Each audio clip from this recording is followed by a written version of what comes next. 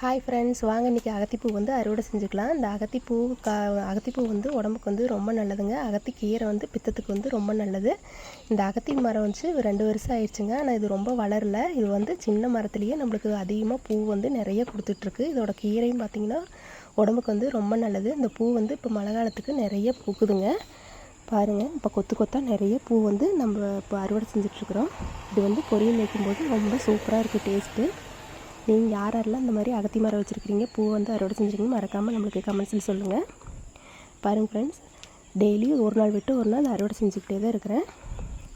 இந்த பூ வந்து அறுவடை செய்யாமல் விட்டுட்டோம்னா 2 நாள் வந்து கீழே கொட்டிடுங்க. அப்புறம் அது வேஸ்ட்டாக போயிடும். அதனால் நம்ம இது வந்து டெய்லியும் வந்து இது பறிச்சுட்டே தான் இருக்கிறோம்.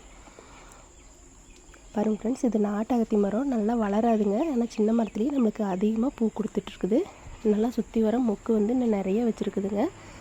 இந்த சீசனில் வந்து நிறைய பூ பூக்குது. பாருங்கள், டேஸ்ட்டு சூப்பராக இருக்கும். நம்மளுக்கு வந்து டெய்லி இதை அறுவடை செஞ்சுக்கிட்டே இருக்கலாம். பூ பார்க்குறக்கே பாருங்கள், சிகப்பு கலரில் சூப்பராக இருக்குது.